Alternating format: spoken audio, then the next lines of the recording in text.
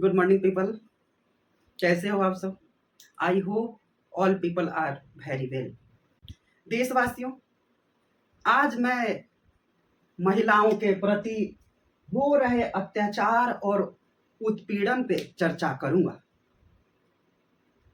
आज का दिन एक ऐसा दिन है जिस पे मुझे बोलना अति आवश्यक है, क्योंकि आज अगर मैं चुप बैठा तो ना जाने कितनी महिलाओं के प्रति ये अपराध बढ़ता रहेगा और ये पेट्रियार्कल सोसाइटी, ये पुरुष प्रधान समाज हमेशा महिलाओं पे अत्याचार करता रहेगा। आज मैं महिलाओं के प्रति हो रहे अत्याचारों में किसकी भागीदारी सबसे ज्यादा है, किसकी भागीदारी सबसे कम है, कौन इसका जिम्मेदार है, कौन इस जिम्मेदार को निभाने वाला है, इन सब विषयों पे आज हमारी चर्चा होगी।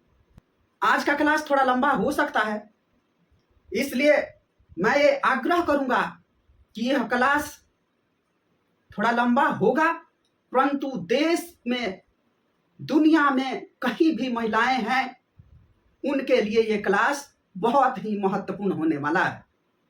मैं हंसी मजाक आज के क्लास में तो नहीं करूंगा। अगर आपको यह क्लास देखते देखते बोरिंग लगे तो आप इस क्लास को 5-5 मिनट का ब्रेक लेकर आप देखिए। आज का क्लास महिलाओं की जिंदगी को पूरी तरह से बदल देने वाला है। तो आइए अब हम क्लास की शुरुआत करते हैं।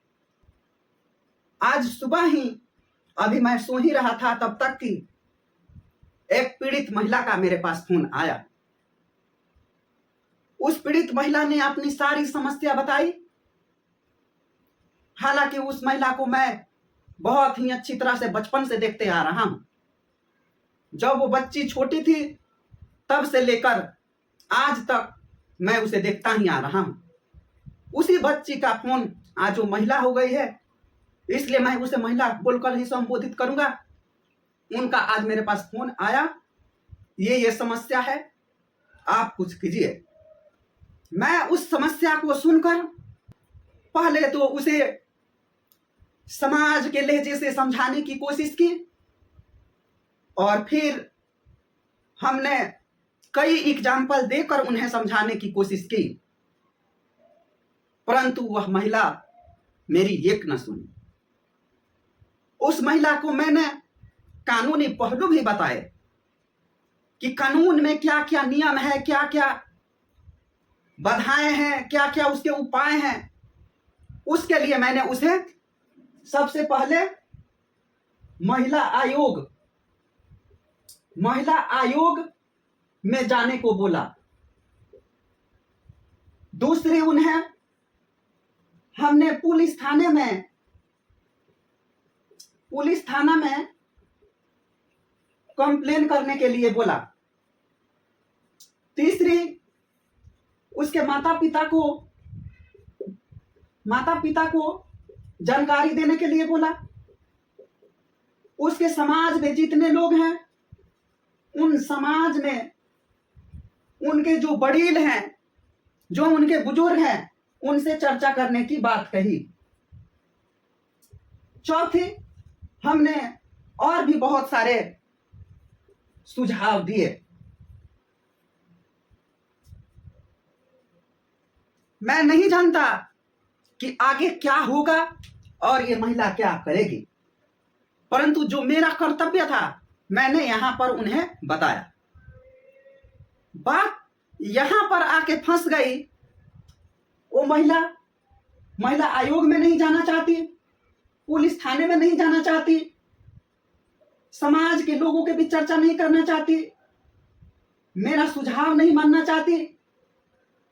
और रही बात माता पिता और उसके मायके वाले की, तो मैंने उनके मायके और माता पिता को भी ये घटना का जानकारी दिया। परंतु अब आगे मैं बताऊंगा कि क्या उन्होंने किया और क्या नहीं किया।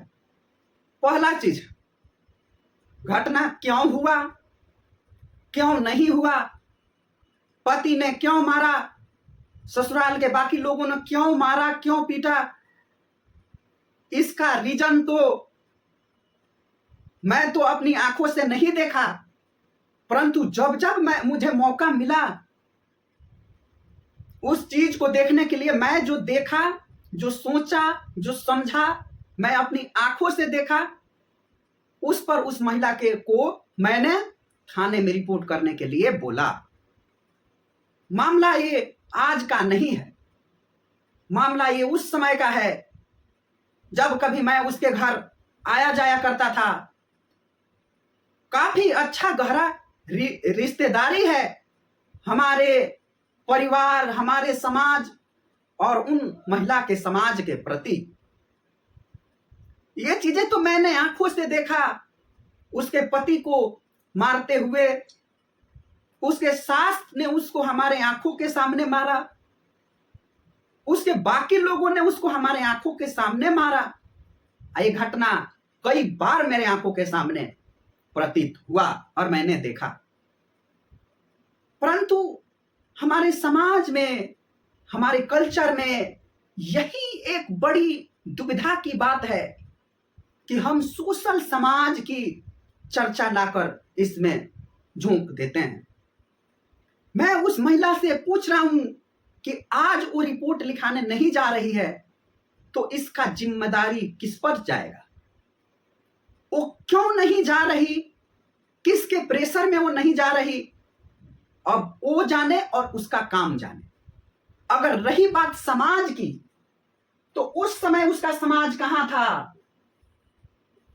जब उसको मारा जा रहा था, जब उसको पीटा जा रहा था? कहां थे उसके माता पिता, कहां थे उसके बाकी आस पड़ोसी, कहां थे उसके जो सो कॉल्ड जो सोशल समाज है, वो लोग कहां थे? क्या इस महिला को इतने बेरहमी तरीके से कई बार मारा पीटा गया? फिर वो लोग कहां थे जो आज आकर इस महिला को ही दोषी करार देना चाहते हैं? मैं इसकी चर्चा में एक खास चीज ये जोड़ना चाहता हूं कि महिला अपने आप को कमजोर समझ रही है।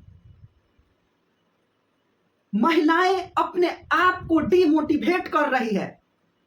मैं कहता हूं, तुम महिला नहीं, महाशक्ति, महानारी, मां दुर्गा की अवतार हो। हम तो मां देवी दुर्गा की आराधना, पूजा आदि करते हैं और हमेशा महिलाओं के प्रति हमारी उदार विचारधारा रही है। महिलाएं अपने आप को कमजोर आखिर क्यों समझ रही है?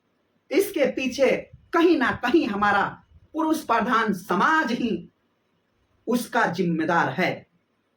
हमने हमेशा महिलाओं को कमजोर समझा है और इसलिए हम महिलाओं को मारते और पीटते आ रहे हैं। अगर महिलाएं चाहे तो ये घटनाएं कम हो सकती है। अगर हमारी सुझाव महिलाएं मान गई होती तो आज ये दिन देखना ना पड़ता। क्या है सोशल समाज का प्रेशर, इसकी चर्चा हम आगे करेंगे। अब चलिए, अब हम इस चर्चा को एक विस्तार रूप देते हैं।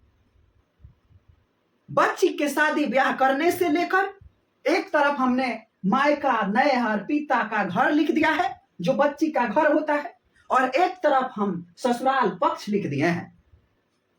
पहले हम बच्ची के परिवार से ही स्टार्ट करते हैं, उसके बाद हम ससुराल पक्ष में जाएंगे।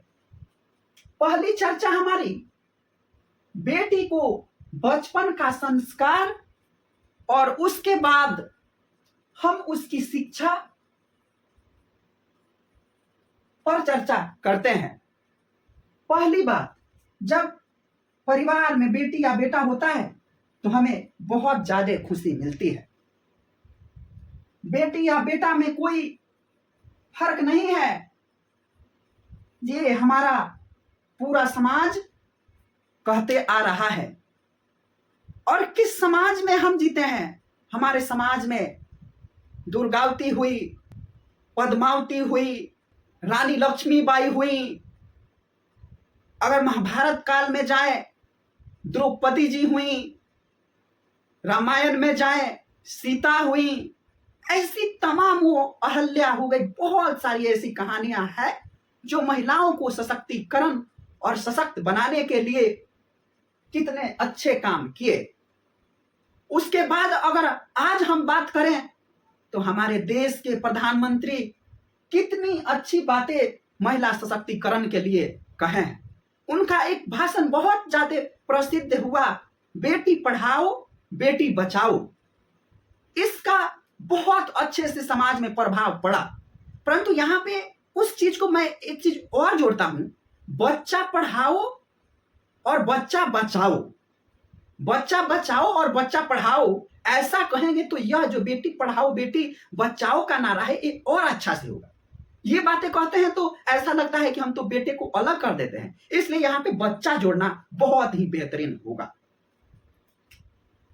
अब रही शिक्षा की बात, तो समाज में पहले तो अगर 6 वर्ष की उम्र के बाद अगर माता पिता अपने बच्चियों को स्कूल नहीं भेज रहा है तो उस पर कानूनी कार्रवाई हो सकती है और होता भी है। इसलिए 6 वर्ष के बाद बच्ची जहां तक पढ़ना चाहे उसे वहां तक हमें पढ़ाना ही होगा, पढ़ाना ही पड़ेगा।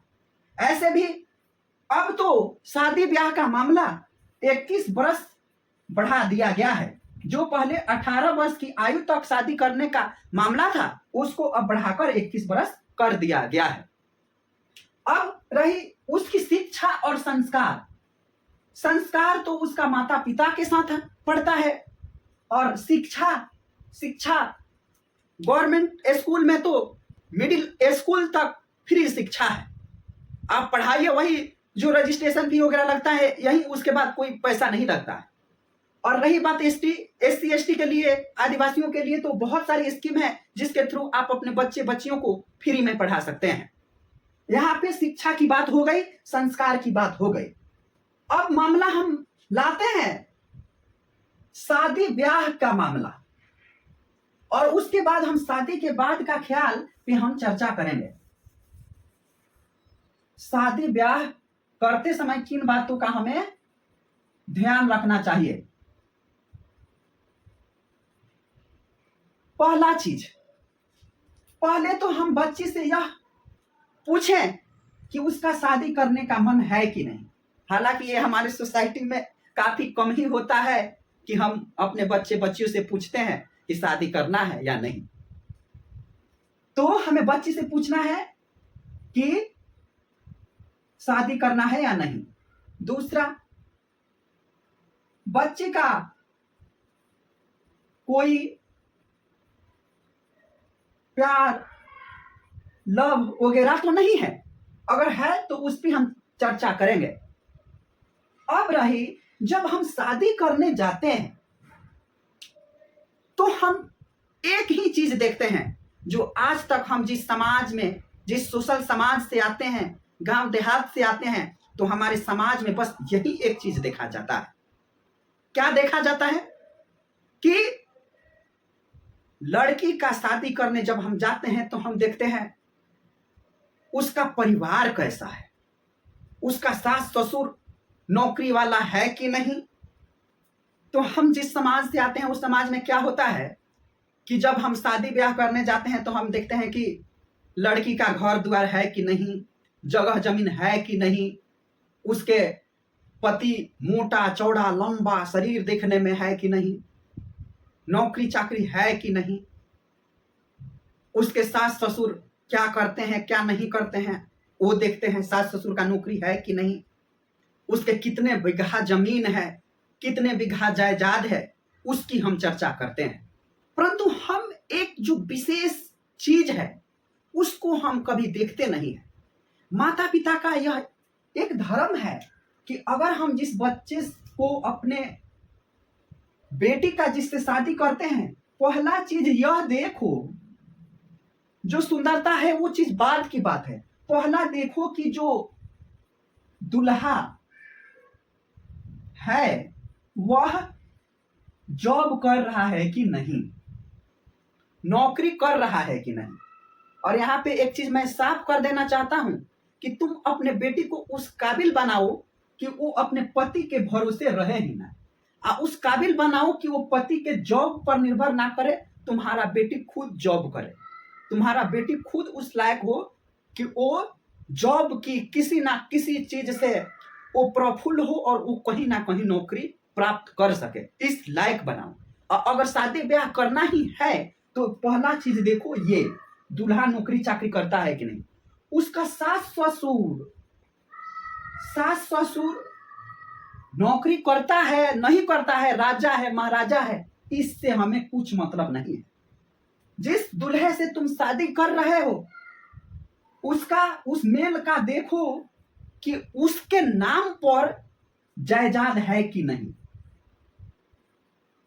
उसके नाम पर जो जमीन है वो है कि नहीं, जो घर है वो है कि नहीं। शहर में है तो उसका फ्लैट देखो कि उसके पति के नाम पर है कि नहीं, उसके पति के नाम पर उसका जमीन और उसका जो फ्लैट है वो है कि नहीं, यह देखो। यह हमारे समाज में देखना बहुत बुरा माना जाता है, परंतु आज के 21वीं सदी के जेनरेशन के लिए मैं आह्वान करता हूं कि आज से और अभी से जो भी लड़की का शादी करने जाए किसी लड़के के साथ, तो पहला चीज यही देखो कि जिस लड़के से हम शादी कर रहे हैं उसके ऊपर उसके जमीन में नाम रजिस्टर्ड है कि नहीं, ये चीजें हमें देखना होगा। हालांकि हमारा समाज इस पर बिलीव नहीं करता। ये हो गए। उसके बाद यह देखो उसका पति कहीं आलसी तो नहीं है, उसका जिस लड़के से हम शादी करने जा रहे हैं वो किसी का नौकर तो नहीं है, अपने परिवार का नौकर तो नहीं है। आजकल लोग परिवार का ही नौकर हो जाते हैं। यह चीजें देखो। ये जब सारी चीजें तहकीकात हो जाए उसके बाद ही तुम रिश्ता करने के लिए सोचो। हमारा समाज इन सब चीजों में विश्वास नहीं करता है, परंतु आज के जमाने में यह विश्वास करना ही होगा। यह चीजें आप समझ गए होंगे।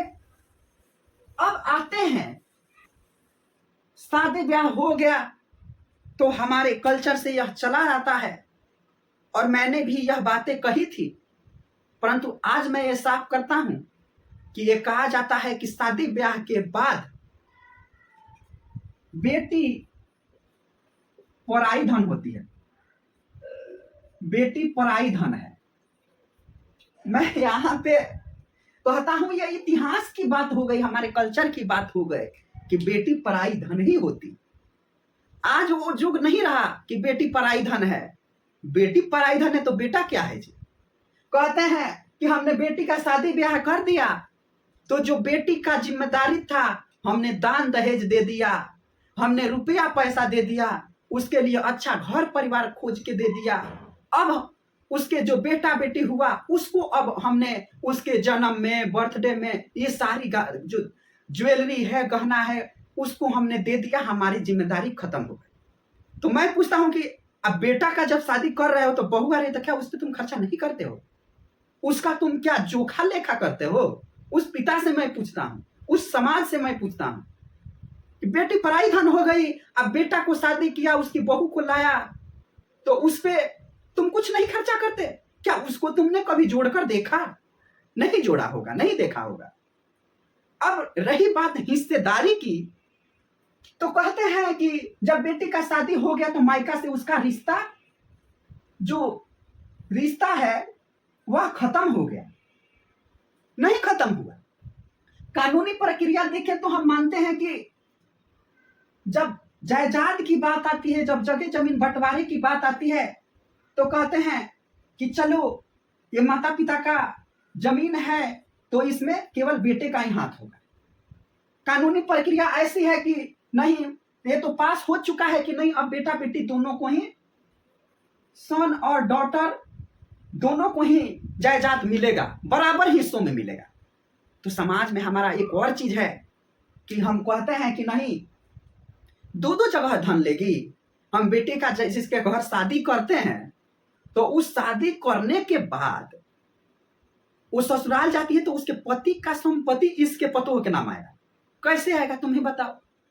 जब उसके पति के नाम पर कोई जमीन ही नहीं है, घर का रजिस्टर ही नहीं है, जायदाद ही नहीं है, तो बहू का हक कहां मिलेगा? उसको कुछ भी नहीं मिलेगा।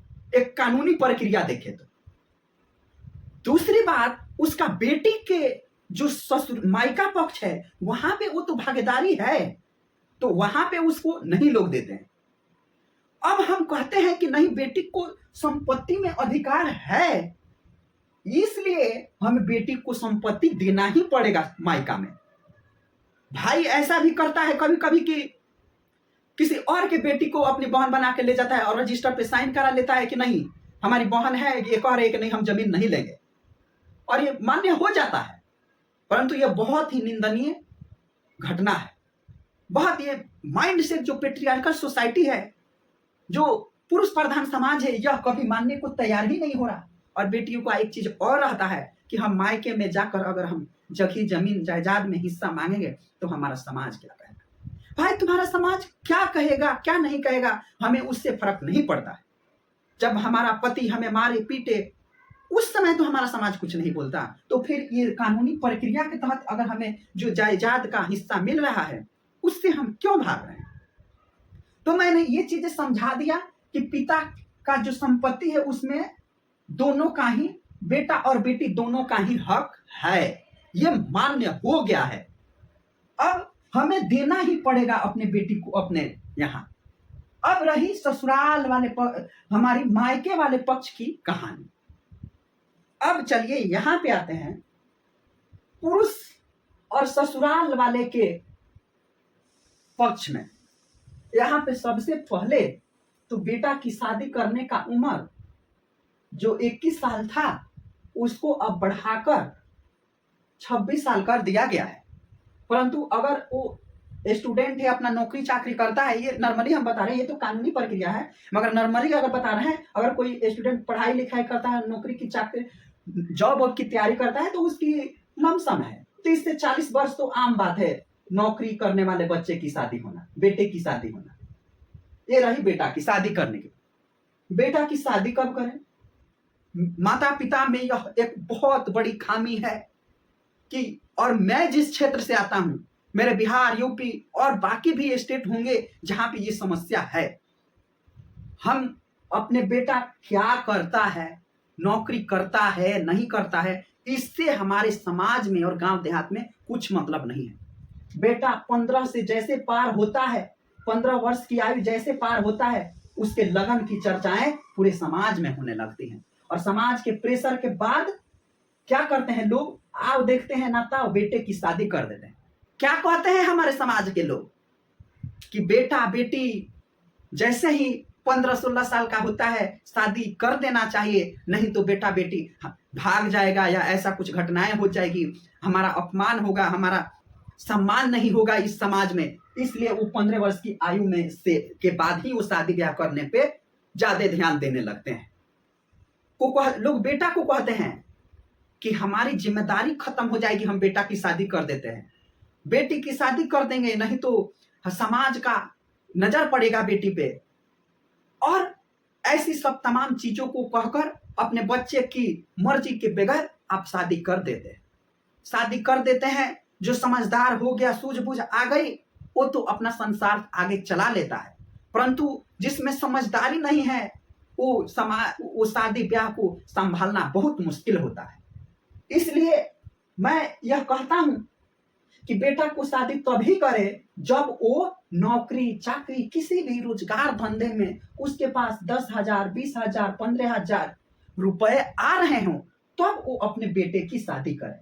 हमारे गांव देहात में कहते हैं का जरूरत बा नौकरी चाकरी करे के, घरे खूब धन संपत्ति बाटे, घर में खूब धन संपत्ति बा, मतलब घर में खूब खाने पीने का चीजें हैं, खाने पीने की सारी चीजें घर भरल बा, तो फिर शादी करे में कौन दिक्कत बा। मतलब शादी ब्याह करने में क्या दिक्कत है जब घर परिवार में सब चीज है। वो कहते हैं सास बूढ़ी हो गई है, सास ससुर बूढ़ा हो गया है, उसको बेटा का शादी देखना है, बेटी का शादी देखना है, इसलिए हम माता पिता के चक्कर में अपनी लाइफ बर्बाद कर लें, इसकी मैं अनुमति किसी भी माता पिता को नहीं दूंगा, ना बेटे को दूंगा। माता पिता मर रहा है इसलिए शादी कर लो। और जो छौक रहे हैं शादी करने के लिए लड़के या लड़कियां खूब छौकते हैं कि हाँ हमारा शादी होगा, ये होगा। शादी हो जाने के बाद आपको पता चलता है शादी का मजा क्या है। एक कहावत है हमारे यहाँ, शादी कर भी पछताना है और शादी ना करके भी पछताना है। तो लोग कहते हैं कि शादी ना करके ही काहे पछताएंगे, रह शादी करके ही पछताएं। अब भोगो, शादी करके पछताओगे तो। माता पिता की यहाँ पे मैंने जिम्मेदारी बता दी कि अपने बेटे की सारी क्राइटेरिया को देखते हुए उसके बाद ही अपने बेटे को शादी। उस बेटे से भी मैं पूछता हूँ, शादी करने के लिए तो छौक रहे हो, कितना रुपया जमा कर लिए, कितना पैसे जमा कर लिए। प्री प्लान एक शादी होता है, प्री प्लान मैरिज, मतलब कि शादी करने से पहले तुम सोच लो पत्नी को कैसे रखोगे।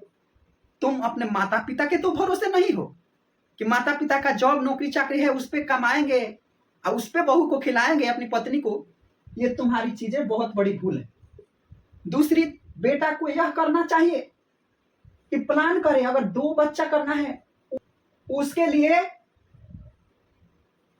50 से 60 लाख रुपए अपने बेटा बेटी पैदा करने के लिए वो रख ले। दूसरा, वो करे पत्नी को कैसे रखना है उसके लिए 50 से 100,000 अपना रुपए रखे कि पत्नी को हम कभी दुखी नहीं होने देंगे, तब शादी करे। अगर पति पत्नी अगर दोनों नौकरी वाला है तो वो भी प्लान करे कि हमें संसार को कैसे चलाना होगा आगे, तब जाकर हम 50-50 लाख रुपए उस लिए रख लें। तीसरा चीज हम यह कहते हैं कि अगर दोनों ही नौकरी कर रहा है, दोनों ही सारी चीजें समझ रहा है, समाज में कैसे जीना है, बच्चियों को कैसे आगे ले जाना है, उसकी सारी प्री प्लान कर ले। उसके बाद यह बेटा की किसी भी इस समाज के किसी भी जाति धर्म का बेटा हो, उसके लिए मैं यह एक पत्थर की लकीर तुम मानो और ये बातें करो, तुम हमेशा सुखी शांति से रहोगे। अब चलो, तुम्हें इतना चुल मची है शादी करने के लिए, किस बात की चुल मची है शादी करने के लिए? शादी ही करना ही है तो उसकी व्यवस्था करो, व्यवस्था करो, नौकरी करो, जॉब करो, जिस तरह करना है करो, धन जुगा कर रखो, पूरा तुम्हारा धन फुलफिल हो जाए कि इतने दिनों में मैं अपना खर्चा कर लूंगा, तब जाकर तुम मैरिज करो। हो गई, यहां पे हमारी चर्चा हो गई बेटा की। अब आइए बहू के रख रखाव, बहू को कैसे रखें, बहू को क्या करना है क्या नहीं करना है, बहू की जिम्मेदारी क्या है।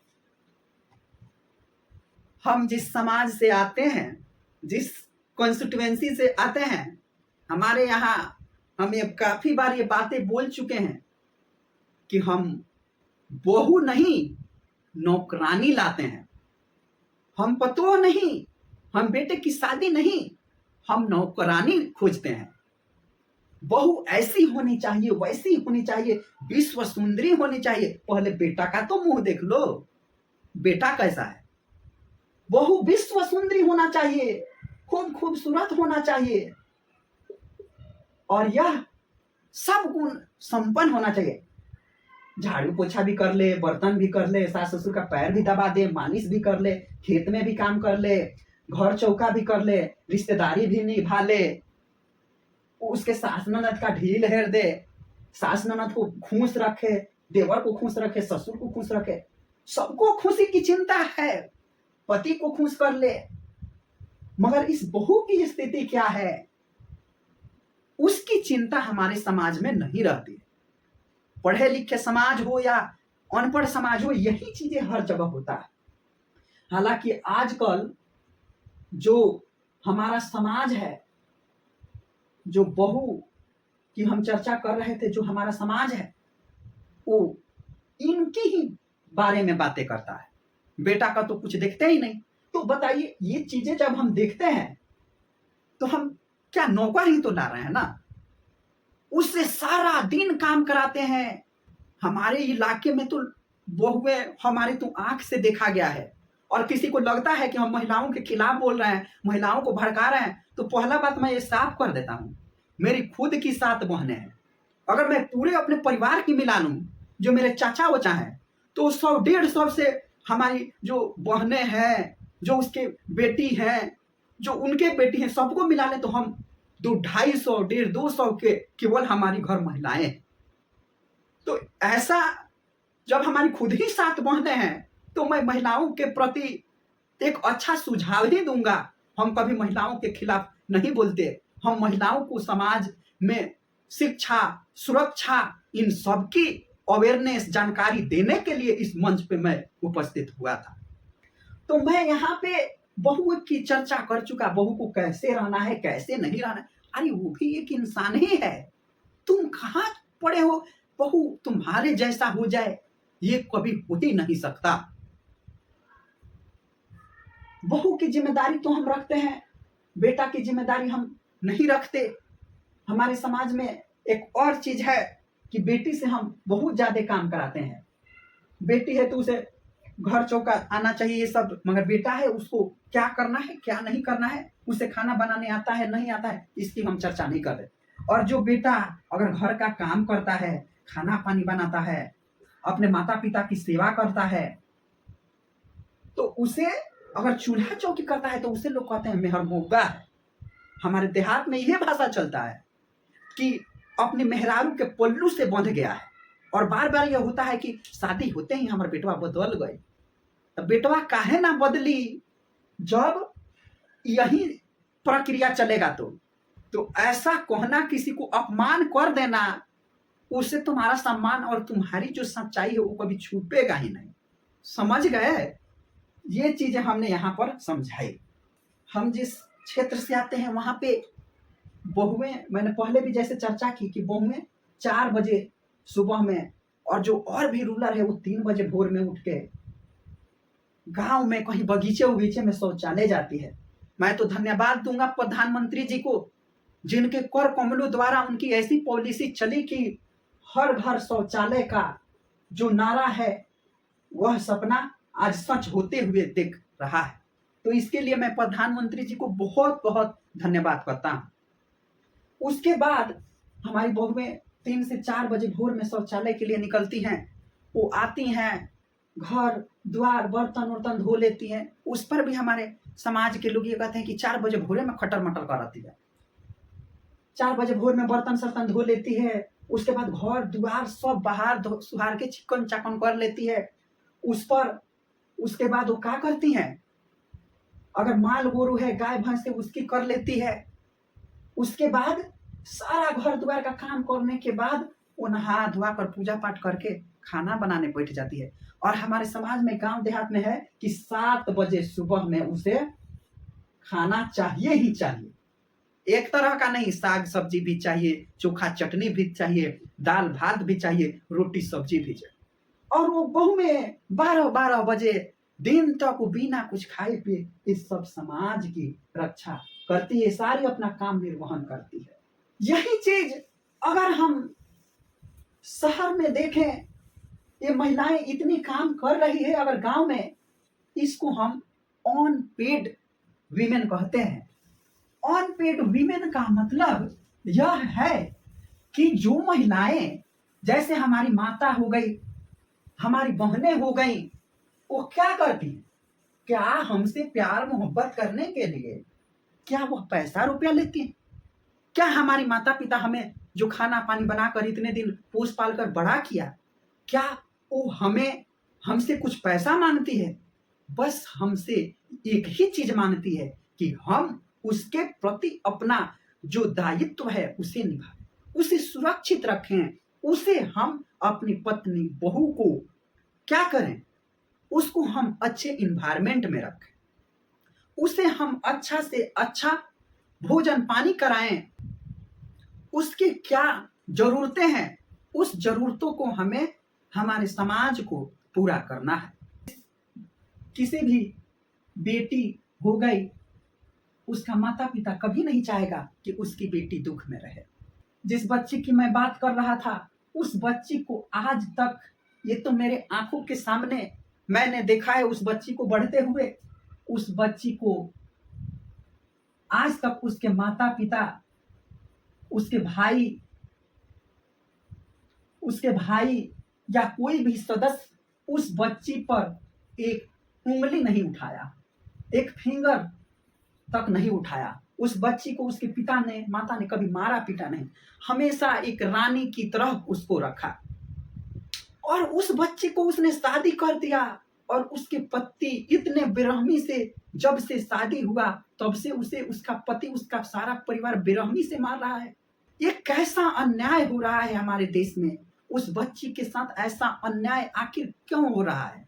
और वो बच्ची को जब रिपोर्ट लिखाने की बारी आ रही है तो वो कह रही है कि नहीं, हमारा समाज हमें जीने नहीं देगा, इसलिए हम अपने पति के खिलाफ, अपने ससुराल वालों के पक्ष में कोई रिपोर्ट नहीं लिखाएंगे।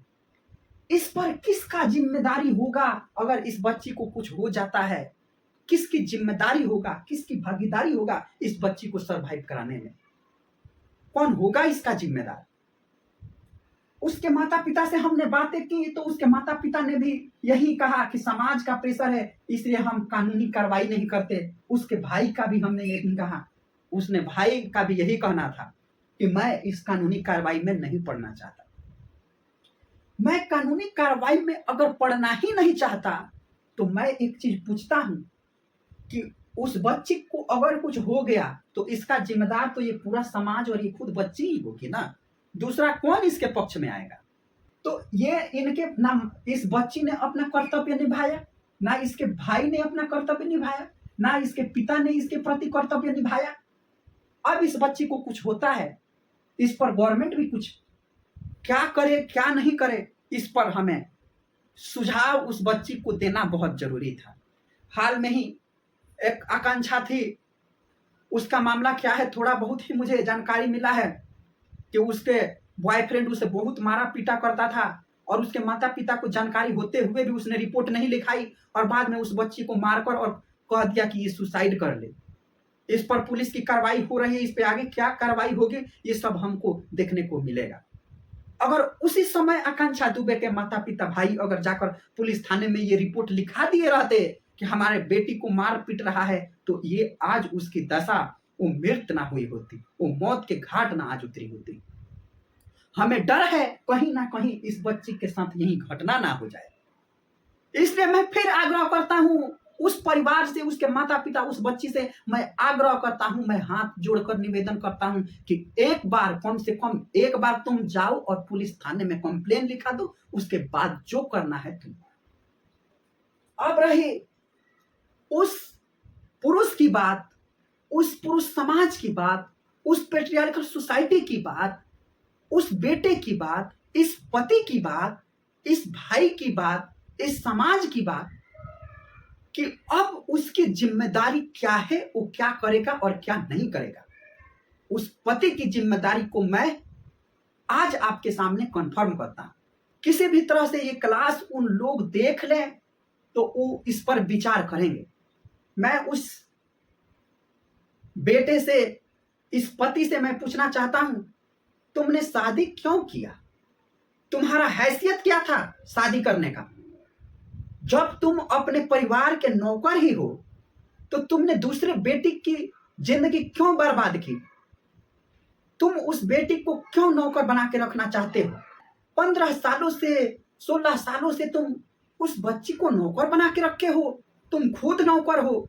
और यहाँ पर मैं ये भी पूछता हूं, जिस बच्ची के माता पिता थे, तुमने क्यों की शादी ब्याह?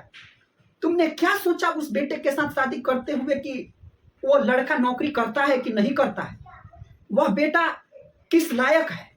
उसके पास उसका खुद के नाम पर जगह जमीन है कि नहीं? तुमने क्यों शादी किया? ऐसे भिखमंगे बेटे से, भिखमंगे लड़के से शादी क्यों किया कि वह बेटा खुद अपने परिवार का नौकर है?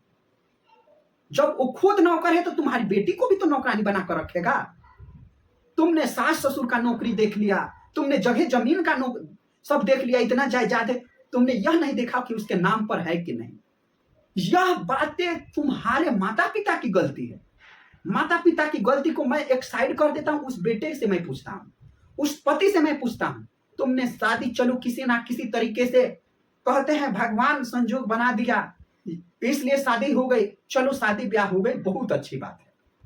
तुमने शादी किया, जब शादी होते ही कहा जाता है कि बेटा बदल गया, तो तुम बदला क्यों नहीं? और बदला तो तुम सोचा क्यों नहीं कि जिस पत्नी को हम ब्याह कर लाए हैं, उसको हम रखेंगे कैसे? उसको हम खिलाएंगे पिलाएंगे कहाँ से? चलो तुम्हारे खेत में धान्य है, धान गेहूं है, आटा चाउल है, सब कुछ है, तुम खिला लोगे पिला लोगे। क्या एक महिला का यही जिंदगी है कि खिलाओ पिलाओ, रात में सेक्स करो, बच्चे पैदा करो? इसलिए अगर तुम मर्द बन रहे हो, ये कहीं से मर्दानगी नहीं है, तुम ना मर्द ही हो। ना मर्द की परिभाषा यह नहीं है जो समाज कहता है कि लड़का अगर चलने का लूर नहीं है, चलने में कमर लचक रहा है, बोली उसका आवाज अगर लड़की की तरह है, अगर वो चल नहीं सकता, आंखें मटक रही है, कमर लचक रहा है, उसको कहते हो ये ना मर्द है, छक्का है, गे है, इस तरह की तमाम बातें करते हो। मैं उसको तो नहीं मानता कि वो मर्द नहीं है। मर्द तुम नहीं हो बेवकूफ इंसान कि तुमने एक ऐसी लड़की से शादी करके लाया जो वो अपने घर की रानी थी, रानी की बेटी थी, रानी की तरह उसके माता पिता ने उसको रखा, और तुम बेवकूफ उसको शादी करके लाए, उसको मारते हो, उसको पीटते हो। तुम हो ना मर्द। यह मैं साबित करता हूं कि तुम ना मर्द हो। अगर है हिम्मत, परिवार को, अपने परिवार को अच्छे से रखो, खिलाओ पिलाओ। एक सुई के तिनके की भी जैसा उस बेटी को, तुम्हारी पत्नी को दिक्कत नहीं होनी चाहिए। 5-5, 10-10 बच्चे पैदा कर लिए हो, तुम्हें एक बच्चा होने के समय ही तुम्हें समझ जाना चाहिए कि इस बच्ची का भविष्य कैसे होगा। उसके बाद दूसरा बच्चा, तीसरा बच्चा, चौथा बच्चा, 5वां बच्चा। बनाओ क्रिकेट टीम, और बनाकर करो क्या, नौकर बना दो। तुम खुद नौकर हो और पत्नी और बच्चे को भी नौकर बना दो। तुम्हारी 100% गलती है कि तुम नौकरी नहीं करते। तुमने शादी क्यों की? तुम शादी कर ली, चलो बहुत अच्छी बात है। तुम अपने पत्नी से बच्चे क्यों पैदा किया? तुम्हारे ध्यान में नहीं था कि तुम बच्चे पैदा कर रहे हो, उसको पढ़ाएगा लिखाएगा कौन? उसकी जिम्मेदारी निभाएगा कौन? खेती बाड़ी भी करता है तुम, तो खेती बाड़ी करके अपना पैसा रुपए जमा करो, पैसा रुपए को ऐसे यूटिलाइज करो कि तुम सबका समाज में अपने बच्चे को उतना इज्जत दिला सको। तुम तो ये कर नहीं सकते, और ना मर्द की तरह एक महिला को पीटते हो, मारते हो। ये चीजें तो मैंने आंखों से देखा है। बहुत बड़ी भूल कर रहे हो। अगर जो भी पति इस क्लास को देख रहा है, उसे समझना होगा कि अगर पत्नी को, किसी की बेटी को ला रहे हो, बच्चे पैदा कर रहे हो, तो तुम्हारे ऊपर इतनी पैसे होना चाहिए, इतना तुम्हारे पास सब खजाना होना चाहिए कि तुम अपनी परिवार को अच्छे से संभाल सको। और तुम्हें नौकर ना कहूं तो और क्या कहूं? तुम अपने भाइयों के नौकर हो, तुम अपने माता पिता के नौकर हो, तुम उस परिवार के नौकर हो कि तुमने अभी तक अपने पत्नी को एक सम्मान नहीं दिला सके, एक इज्जत नहीं दिला सके, तो काहे के मर्द बनते? मर्द सेक्स कर लेने या बच्चे पैदा कर देने से थोड़े हो जाता है। उसको समाज में इज्जत दिलाओ, उसे समाज में अच्छे से रखे, परिवार में अच्छे से रखो, उसको हम मर्द कहते हैं। तो मर्द की परिभाषा आज से यही हमने सेट किया है, और यही कहा है कि हर एक पति को ये समझना ही होगा कि शादी करते हैं तो इन सभी चीजों को हम, ये चीजें ध्यान में रखकर ही करना होगा। इसलिए हमारी आज की कक्षा, और मैं उस महिला से फिर भी आज भी आग्रह करूंगा कि महिला, तुम बहुत नासमझ बन रही हो। आजकल पूरा समाज तुम्हारे साथ है, पूरा पुलिस तुम्हारे साथ है, महिला आयोग तुम्हारे साथ है, पूरा सरकार तुम्हारे साथ है। तुम जाओ, रिपोर्ट लिखाओ, अपनी कहानी बताओ, और इस पे गवर्नमेंट अगर एक बार भी कार्रवाई कर दिया, अगर पुलिस एक बार भी कार्रवाई कर दिया, उस पति, उस परिवार का यह कहीं से भी जिम्मेदारी नहीं बनेगा कि वो तुम्हें आगे से सता सके। इसलिए मैं फिर आग्रह करता हूं कि तुम जाओ और पुलिस थाने, महिला आयोग में जाकर रिपोर्ट लिखाओ। और मैं इसी के साथ आज की हमारी कक्षा यहीं पे समाप्त करता हूं। बहुत बहुत धन्यवाद आप सभी देशवासियों को मुझे सुनने के लिए।